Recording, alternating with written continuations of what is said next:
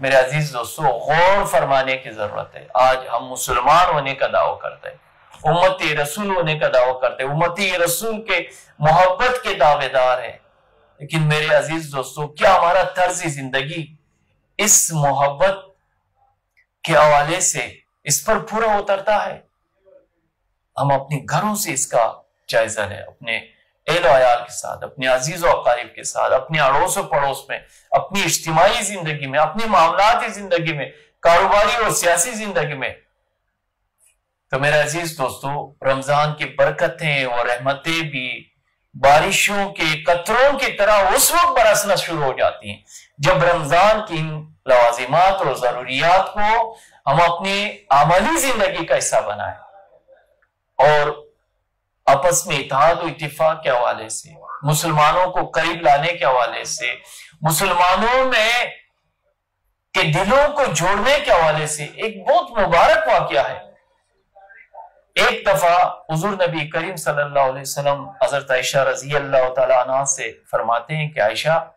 آج مانگ، جو بھی مانگو گے تمہیں عطا کیا جائے گا۔ حضرت عائشہ جب یہ سنتی ہے تو ارشاد فرماتی ہے کہ اللہ کے نبی میں اپنے والد محترم سے پوچھ کر آتی ہوں۔ حضرت عائشہ رضی اللہ تعالیٰ عنہ اپنے والد محترم حضرت ابو بکر رضی اللہ تعالیٰ عنہ کے پاس جاتی ہے اور ان سے یہ ماجرہ بیان کرتی ہیں کہ آج تو اللہ کی نبی نے اس طرح فرمایا ہے۔ حضرت ابو بکر صدیق رضی اللہ تعالیٰ عنہ حضرت عائشہ سے عرض کرتے ہیں کہ عائشہ جاؤ اور اللہ کے نبی سے وہ مانگ جس کا وعدہ اللہ پاک نے اپنی نبی سے معراج کے موقع پر کیا تھا۔ حضرت عائشہ دوڑتی ہوئی واپس آتی اور اللہ کے نبی سے فرماتی ہے کہ اللہ کے نبی صلی اللہ علیہ وسلم معراج کے موقع پر اللہ رب العزت نے جو وعدہ آپ سے فرمایا ہے وہ مجھے عطا کر دیجیے۔ حضور نبی کریم صلی اللہ علیہ وسلم عرض کرتے ہیں کہ عائشہ معراج کے موقع پر اللہ رب العزت نے مجھ سے یہ بات فرمائی ہے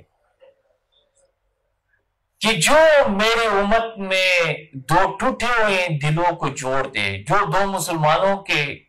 ٹوٹے ہوئے دلوں کو قریب لانے کی کوشش کرے، صلح کرانے کی کوشش کرے، آپس میں ان کے اختلافات دور کرانے کی کوشش کرے تو اللہ پاک بغیر حساب کتاب کے اس کو جنت میں داخل کرے گا۔ کتنا بڑا اعزاز ہے مسلمانوں کے لیے کہ ایک اتنی چھوٹی سے عمل پر بغیر حساب کتاب کے ہم سے جنت کا وعدہ کیا جا رہا ہے۔ اس لیے آج ہم سب کے لیے اس بات کی ضرورت ہے کہ ہم ہر طرح کی بغض، نفرت اور تھوڑ کو اپنی دلوں سے نکال دیں اور ایک دوسرے سے دل جوڑنے کی کوشش کرے، قریب لانے کی کوشش کرے، ایک امت بنے کی کوشش کرے، ایک دوسرے کا احترام کرے۔ اور جب ہم یہ عمل اس رمضان مبارک سے اس بابرکت عمل کا آغاز کریں گے تو میں سمجھتا ہوں انشاءاللہ اللہ کے رحمتیں اور اللہ کی برکتیں ہم پر اجتماعی طور پر نازل ہو۔